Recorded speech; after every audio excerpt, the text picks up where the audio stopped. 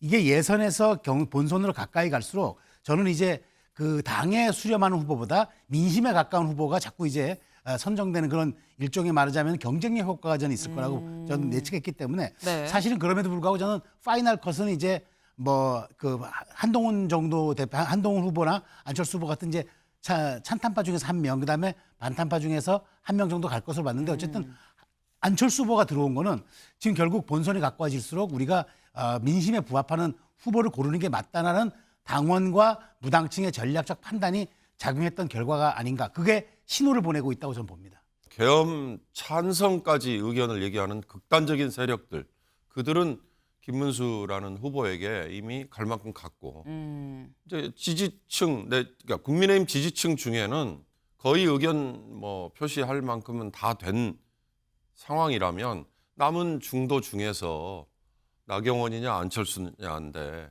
네. 저는 나경원 후보의 이 중도층이 보기에는 이재명 민주당 후보를 정말 극단적으로 비하한 드럼통 그 하나가 상당히 큰 영향을 끼치지 않았을까.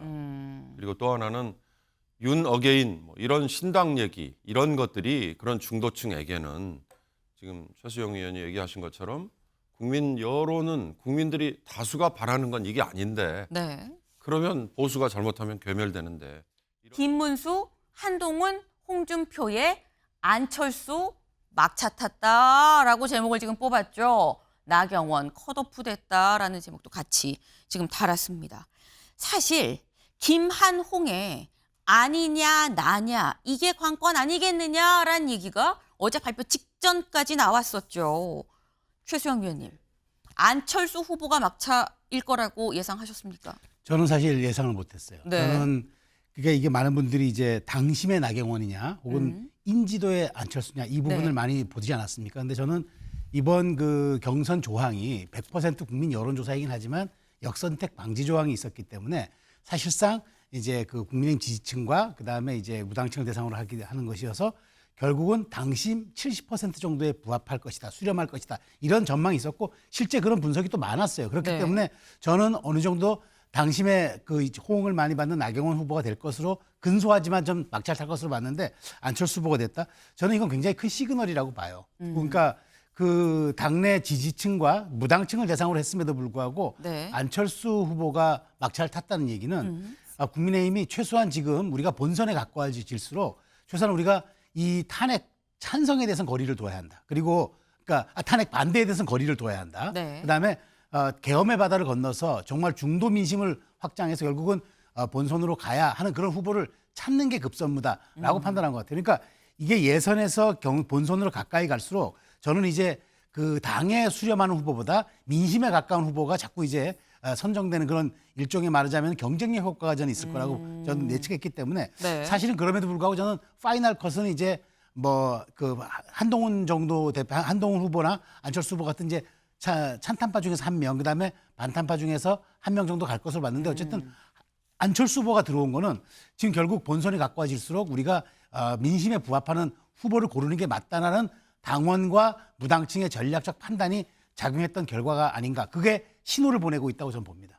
근데 그럼 이렇게 짧게 요걸 좀 추가로 좀 여쭤볼게요. 지금 말씀처럼 지지층과 무당층만을 대상으로 했는데 안철수 후보가 들어갔다라는 거죠. 네. 이 얘기는 그럼 당심이 이 당심이 예전에 이 생각해서 우리가 예측했었던 거랑은 좀 다르게 당심이 좀 변하고 있다라고 봐야 되는 건지 아니면 중도층이 상당히 많이 응답을 했다라고 봐야 되는 건지 어떻게 봐야 되는 건가요? 저는 후자로 보고 있어요. 왜냐하면 전략적 선택이라 그랬잖아요. 네. 그러니까 당심은 일종의 이게 RDD, 그러니까 그러니까 지금 무작위 추출 방식이기 때문에 정치 고관여층들이 응답을 합니다. 그러다 네. 보면 당심이 어느 정도 한 것으로 봐요. 그런데 무당층에서 이렇게 가서는 안 된다라고 생각하면서 전략적인 선택을 마지막에 해줬다. 그 수혜를 안철수 후보가 입을 가능성이 크다고 저는 후자에 가깝다고 분석합니다. 무당층이 상당히 많이 좀 응답을 했다, 결정을 내려서 그게 안철수 후보의 어떤 수혜로 이어진 것 같다라고 좀 말씀하셨는데 이 윤경호 의원님은 그러면 안철수 후보가 나경원 후보 말고 안철수 후보가 들어간 거에 대해서는 어떻게 보십니까? 뭐 비슷한데요. 지금 응답자가 4,000명이라는 거잖아요. 네. 5개 여론조사 업체. 이 중에 기계적으로 예를 들어서 절반 했다 치고 네. 국민의힘의 당원은 조직화되어 있는 표니까 김문수 후보라든지 아니면 한동훈, 홍준표에게 이미 갈 만큼 갔다.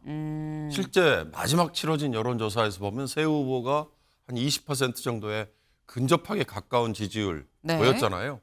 그리고 네 번째가 안철수 후보였기 때문에 저는 안철수 후보가 혹시 되지 않을까 했는데 중요한 건 이렇게 조직화된 표는 이미 지금 얘기한 새 후보, 특히 윤석열 대통령 전 대통령을 지지하는 네. 심지어 계엄 찬성까지 의견을 얘기하는 극단적인 세력들, 그들은 김문수라는 후보에게 이미 갈 만큼 갔고 이제 지지층, 그러니까 국민의힘 지지층 중에는 거의 의견 표시할 만큼은 다 된 상황이라면 남은 중도 중에서 나경원이냐 안철수냐인데 네. 저는 나경원 후보의 이 중도층이 보기에는 이재명 민주당 후보를 정말 극단적으로 비하한 드럼통 그 하나가 상당히 큰 영향을 끼치지 않았을까. 그리고 또 하나는 윤 어게인 이런 신당 얘기 이런 것들이 그런 중도층에게는 지금 최수영 의원이 얘기하신 것처럼 국민 여론은 국민들이 다수가 바라는 건 이게 아닌데 네.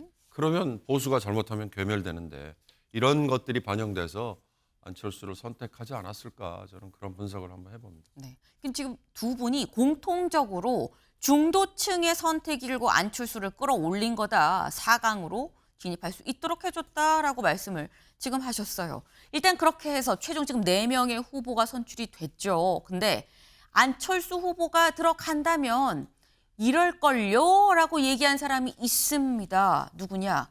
천하람 개혁신당 원내대표 얘기 잠깐 들어보고 오실까요? 안철수 후보가 올라가는 결과가 나오면 한동훈 후보가 조금 그래도 해볼만하다 희망을 가져볼 수가 있고요. 오.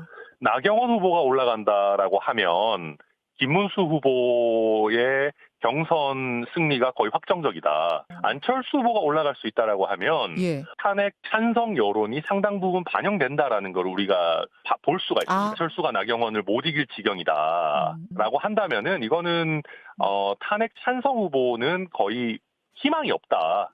그러면 아마 그냥 김문수 후보가 무난하게 승리해서 올라가는. 네. 천하람 원내대표는 뭐라고 얘기를 하느냐. 안철수 후보가 만약에 올라간다고 하면 한동훈 후보한테도 이건 좀 희망이 있다. 근데 나경원 후보가 올라가면 이거는 김문수 후보가 확정이라고 봐야 된다라고 지금 얘기를 했어요. 근데 또 언뜻 생각을 하면 최수영 위원님. 구도가 지금 찬탄 둘에 반탄 둘이거든요. 2대 2입니다. 안철수 후보 말고 나경원 후보가 들어간다고 하면 만약에 들어갔었단다고 하면 반탄 셋에 찬탄 하나. 한동훈 후보가 혼자 홀로 찬탄일 경우에 오히려 표를 다 찬탄의 몫을 다 받을 수 있는 건데 지금 천하람 원내대표 얘기는 아니다. 안철수 후보가 올라간 게 한동훈 후보한테 더 희망적이다라고 지금 얘기를 하고 있거든요. 제가 어제 저 발언 들으면서 네. 저 발언을 제가 동의하지 못한다고 또 이미 얘기를 했어요. 그러니까 천하람 원내대표, 천하람 의원 얘기야 본인의 견해니까 주관적 견해니까. 그런데 왜 그게 논리적으로 안 되냐? 그럼 제가 아까 분명히 이게 이제 그 그러니까 탄핵에 찬성했던 분들에 대해서 우리 당이 이렇게 가야 한다라는 시그널을 보낸 건 분명해요. 네. 그런데 그게 일종의 마지막 최종 파이널 컷에 올라가는 그 한동훈에게 유리하냐 불리하냐 이건 좀 다른 문제라고 보는 게 지금 말씀하신 것처럼 1대 3의 구도가 되면은 어찌되었건 탄핵에 찬성했던 모든 분들에 대한 선택지는 한동훈으로 쏠릴 수밖에 없어요. 그러니까 그거는 한동훈 후보의 결승행이 사실상 보장되는 그런 결과를 낳을 것인데 지금 안 후보가 왔다고 한동훈 후보가 유리해진다? 그건 오히려 아닌 거죠. 그런 측면에서 저는 한동훈 후보 입장에서는 오히려 지금 이게 안철수 후보랑 구도가 된 것은 네. 제가 보기에 이게 나쁘다 좋다 이런 차원이 아니라 어떤 걸 의미하냐면 결국은 지금 그 국민의힘 당원들조차도 이 계엄의 강을 건너야지 우리가 본선 즉 민심의 바다에 도달할 수 있다라고 생각하는 겁니다. 그런 측면에서 저는 이게 지금 여기서 재미있는 걸 뭘 봐야 하냐면 우리가 이제 4명의 후보가 4강에 오른다고 해서 네. 정확히 25씩을 나눠 가진 건 아니에요. 그러니까 어떤 후보는 35를 가진 후보가 있고 네. 어떤 후보는 25를 가진 후보가 있고 그래서 저는 안철수 후보가 10 아래에 떨어진 퍼센테이지를 가질 수도 있다고 봐요. 그런 거라면 이게 주는 것은 전체적인 어떤 흐름에 대한 신호를 준 거지 네. 이 경선 판도를 좌지우지할 정도의 그런 것은 아니다. 그렇다면 많은 분들이 그럼 이 두 사람, 그러니까 김문수, 홍준표 이 두 사람은 네. 나경원 의원을 지지했던 표를 가져갈 것이라고 지지를 구할 것이라고 많이 예측을 하는데 네. 저는 이제 4강에서는 그건 또 별개라고 봐요. 이미 구도 자체가 이제 그러니까 계엄의 강을 건너서 민심의 바다에 도달하느냐 네. 아니냐의 게임이 됐기 때문에 나머지 그 떨어졌던 분들의 영향력보다는 오히려 이제부터 내가 이길 수 있는 후보라는 담대한 비전을 제시하는 게 더 큰 과제가 됐다고 저는 말씀드리겠습니다. 그러니까 지금 말씀은 이 천하람 원내대표에게는 동의할 수가 없다. 오히려 안철수 후보가 들어오면서 한동훈 후보는 좀 어려워졌다. 파이널로 이 결선까지 가는 게 좀 어려워졌다라고 봐야 된다. 다만 안철수 후보라는 이 찬탄 후보가 이 4강에 올랐다라는 얘기는 이거는 일종의 좀 시그널 정도는 될 수가 있겠다라고 말씀을 지금 하셨는데 윤경호 위원님. 사실 또 일각에서 또 뭐라고 얘기를 하냐면 이 시그널을 딛고 사실상 찬탄 플러스 찬탄이 뭐 1 더하기 1은 2가 아니라 1 더하기 1은 5나 6이라는 시너지를 낼 수도 있는 거 아니겠느냐라고 또 전망하는 분도 있긴 있더라고요. 탄핵에 대해서 찬성하느냐 반대하느냐 이게 지금 내 후보의 입장을 가르는 거다. 네. 얼핏 보면 그렇게 보이지만 저는 국민의힘이 살 길은 네. 전 대통령이 행사한 계엄령이라는 이 초법적인 위헌적인 이 사태에 대해서 찬성하느냐 반대하느냐 이걸로 모여져야 된다는 생각이 들어요. 이제 2차에서의 선출 방법은 당원 투표 50%, 일반 국민 여론조사 50%잖아요. 네. 일반 국민 여론조사 50%에서는 아마 계엄령 행사에 대해서 반대가 일반 여론조사에 보면 많다라고 이미 나와 있잖아요. 지난번 윤석열 전 대통령에 대해서 4월 4일 헌재가 탄핵을 인용했을 때 많은 국민이 환호를 하고 과반 이상의 여론조사에서 잘 됐다라고 얘기하는 거에서 그게 반영이 돼 있었죠. 그러나 국민의힘의 당원들은 다른 생각을 할 수 있다. 그렇다면 그래가지고 과연 본선에 가서 나는 계엄령조차도 충분히 행사할 수 있는 거라고 생각한다. 그래서 난 찬성한다. 라고 지지하는 후보로 내세웠을 경우, 최종 후보로 내세웠을 경우 마지막 본선에서 먹힐 거냐. 이걸 과연 냉정하게 생각할까. 그런 점에서 보면 지금은요. 핵심은 탄핵 찬성이냐 탄핵 반대냐. 이건 이미 끝난 게임이었잖아요. 끝난 게임이잖아요. 이걸 다시 되뇌일 게 아니라 냉정하게 따져서 계엄령에 대해서 나는 찬성이었다 반대다.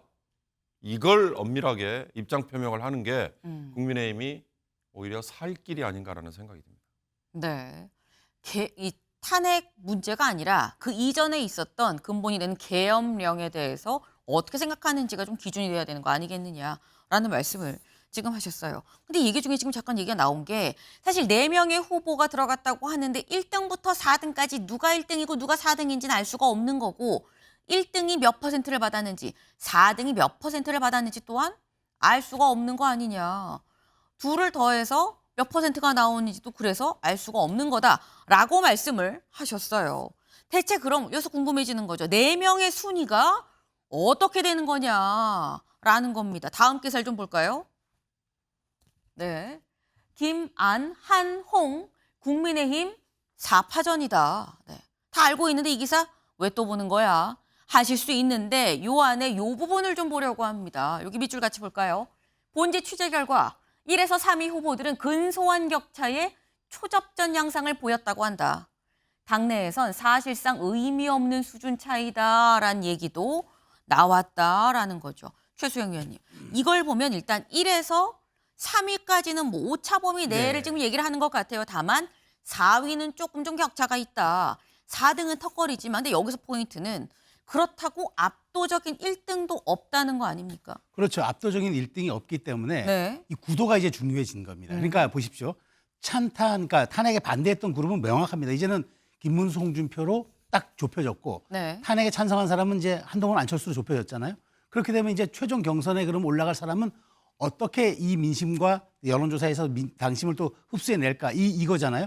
자 그러면은 여기에서 우리 흔히 얘기하는 일종의 밴드웨건 효과라는 게 있잖아요. 앞선 사람 따라가는 효과. 그러면 네. 이 이른바 탄핵을 반대했던 사람은 지금 김문수, 홍준표가 초접전이면은 표가 나중에 두 사람에게 분산될 수 있지만 일종의 탄핵을 찬성했던 사람들이라면은 한동훈 후보가 앞서 있다는 건 안철수 후보보다 앞서 있다는 건 지금 지금 이렇게 보도라든가 보면 다 알고 턱걸이라는 보도에서 알 수 있잖아요. 그러면 저는 이 안철수 의원의 지지표를 저는 결국은 한동훈 후보가 흡수할 수 있다고 봐요. 그런 측면에서 그 두 분은 팽팽하기 때문에 네. 우열을 가리기 어려워서 어찌되었건 말하자면은 내가 마지막 4강에서 토론을 통하거나 뭘 하면서 한덕수와의 뭐 단일화 여부, 그다음에 이 윤 대통령과의 관계 설정 여부가 논점이 되겠지만 이미 탄핵안을 건넜던 두 후보, 한동훈, 안철수 두 후보는 누가 더 내가 본선 경쟁력에 근접해 있는가, 누가 더 내가 이재명 후보가 유력시되는 민주당의 맞상대인가라고 했을 때 저는 후발 주자에게 힘을 실어주는 일종의 언더독 효과보다는 저는 앞선 주자에게 더 힘을 실어주는 사표 방지 심리 때문에 밴드여건 효과가 있어서 저는 구도가 한동훈 후보는 오히려 그래서 제가 좀 전에 말씀드린 대로 오히려 2대2 구도가 더 나쁘지 않을 수가 있다고 보고 그 다음에 이제 이 두 분의 싸움은 아마 한덕수와의 관계 설정, 윤 대통령과의 관계 설정, 한덕수 단일화 여부 네. 이런 것들이 오히려 초쟁점이 될 거예요. 그런 측면에서 이렇게 탄핵의 강을 건넜던 분들은 수월해지는 4강 컷이든 될 수 있다고 봅니다.